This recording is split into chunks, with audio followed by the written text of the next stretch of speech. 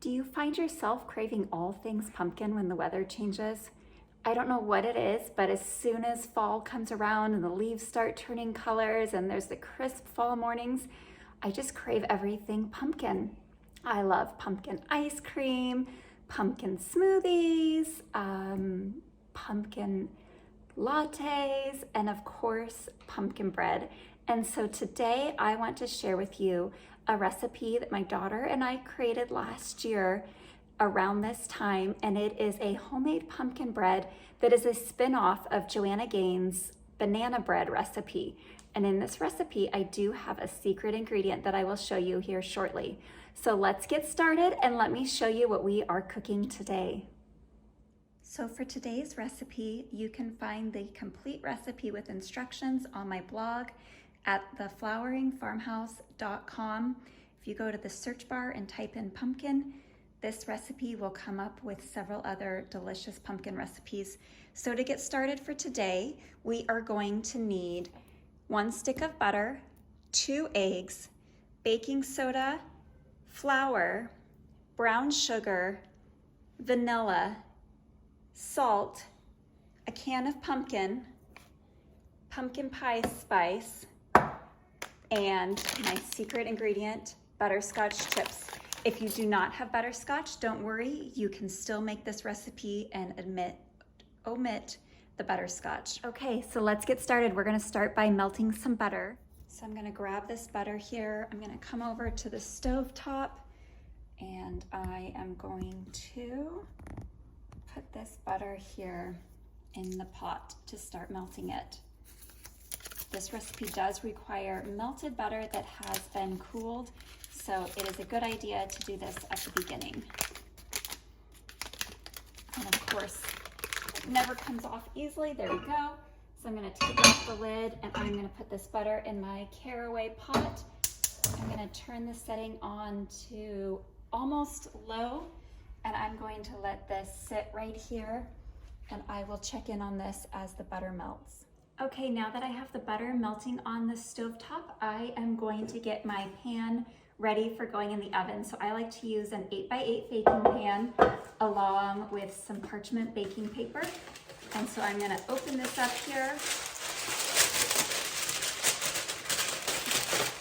Of course, having difficulties because it's almost empty. I like to order this through Thrive Market.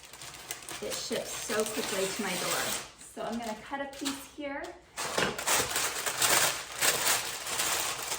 and just get this ready. So this is going to save me from having to grease the pan.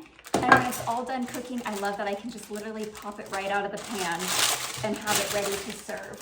So I'm gonna put that to the side, and I'm just about ready to get started with the rest of the recipe, but I'm first going to preheat the oven to 350 degrees. So I'm gonna come over here, turn the oven on, and we are ready to start mixing our ingredients. Okay, so I'm gonna use this small bowl right here to mix my dry ingredients. So I am going to start with my flour, and I have my recipe from my website, The Flowering Farmhouse, printed out in front of me for quick reference for exact measurements. And so it calls for 1 3/4 cup all-purpose white flour. I forgot my spoon, so let me grab that so I can level this out here. So here we have 1 cup, and I'm not always the best. I kind of eyeball the 3/4 cup here. And there is my flour. The next dry ingredient that I want to add into here is baking soda and then salt. So I'm going to take my baking soda, and I want to use 1 teaspoon of baking soda. So I've got, here is my teaspoon. I'm going to use 1 teaspoon of baking soda, sprinkle that in. And then I've got 1/2 teaspoon of salt. With salt, I never like to pour it over the bowl because I have had the misfortune of pouring too much. Actually, I have loved to bake since I was a little girl. And when I was about 9 years old, my mom went to the grocery store, and while she was gone, I was like, I'm gonna make this cheesecake recipe. And while I was making it, I got to the sugar, and it was 1 cup of sugar, and then indented it said dash salt. I was 9 years old. I didn't know what a dash of salt was. So I just was like, well, it's gotta be the thing above. And back in the 80s, early 90s, there was no internet. So what did I do? I used a cup of salt. I was so excited. Had my dad take the first bite and he runs straight to the kitchen sink, spitting it out, saying, this is the worst cheesecake I've ever had. So now, lesson learned, I am very careful with my salt. So here's our half a teaspoon of salt. Dump that in. And then we need to get our pumpkin pie spice. So I have this right here. I go through so much pumpkin pie spice throughout the holidays. It is one of those that I can't live without. I am hoping to share with you soon my pumpkin cheesecake that has a cream cheese frosting and a caramel drizzle top with a ginger snap crust. I made it last year and it was quite the hit for our family Thanksgiving. I was just reminded of that by putting the pumpkin spice in there. So I'm just gonna gently mix the dry ingredients here. And then it is going to be time to use our electric mixer and start working on the wet ingredients. I'm gonna put this to the side here and we will move on over here. And we are gonna start with our melted butter. So let's go over and check and see how our butter is looking. Okay, let's take a look and see if that butter is melting. I love these non-stick toxic-free pans from Caraway. It is almost melted, but not quite there. So we're gonna have to wait just a few more minutes while we melt this. I'm gonna adjust the settings. So I've got my setting here halfway between medium and low. One thing with these non-stick Caraway pans is you never wanna heat them over medium to preserve the non-stick qualities. So butter is almost melted and we will let it rest for a little bit once it is. Okay, our butter is nice and melted and cooled enough that I am going to pour it in the KitchenAid mixer here. And we are going to get started on mixing our ingredients in the KitchenAid. Okay, set that down.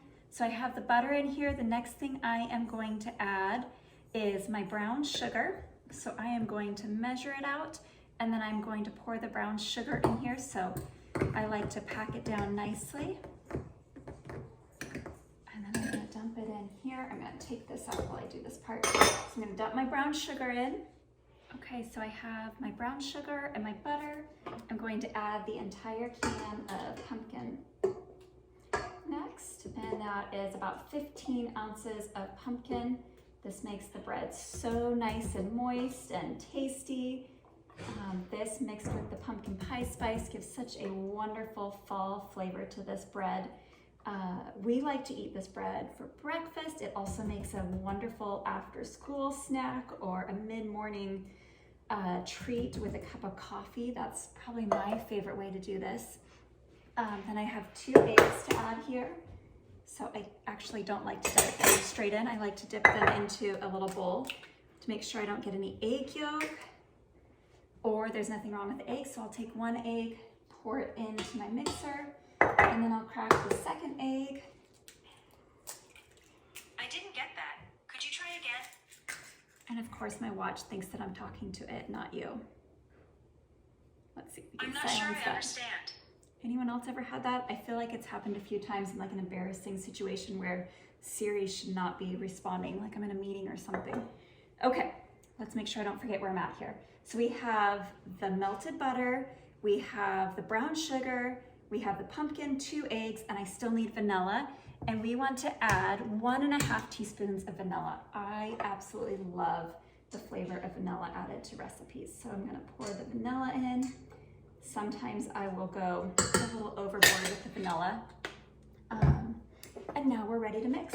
So I'm gonna put this back on here and we're gonna get ready to turn this on. Okay, let's close that up.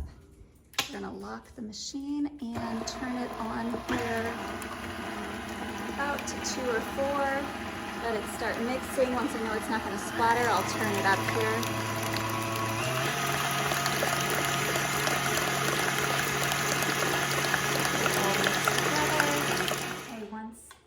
Wet ingredients are all mixed together, I'm going to start adding in the dry ingredients here slowly. So I'm gonna spoon some in, turn this back on, let it mix.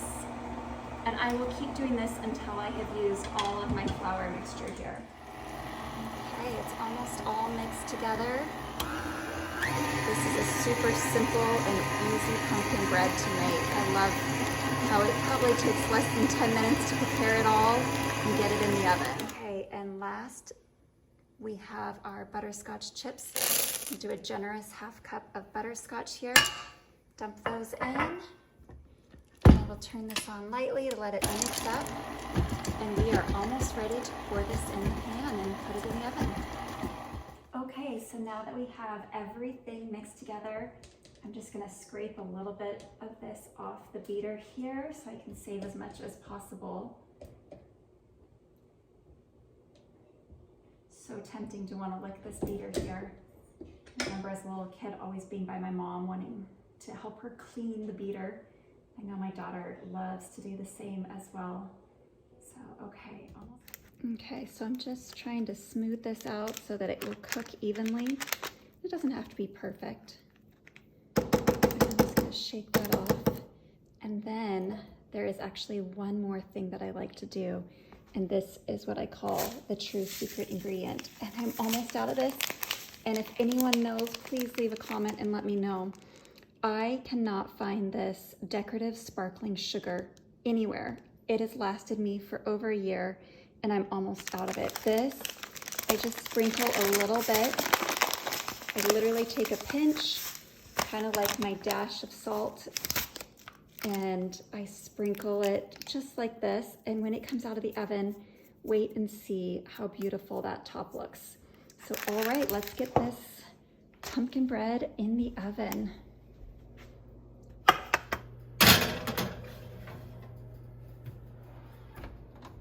And now I am going to set the timer for 45 minutes. I'll turn the oven light on. There it is, cooking right there in the oven. Okay, the oven timer has gone off and it is time to take this pumpkin bread out of the oven. Oh my goodness, look at this. Doesn't that look delicious? We are going to let this sit right here and cool off before cutting into it. Okay, the bread has cooled down and it is out of the oven and smells delicious. So see, look how easy that just lifts right up out of the pan. And I can fold this back and make a nice cut right here. I like to cut it into 4 and then down this way.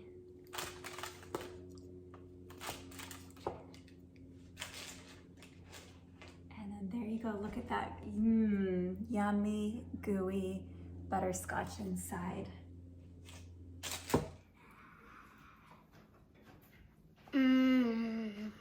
Is that good?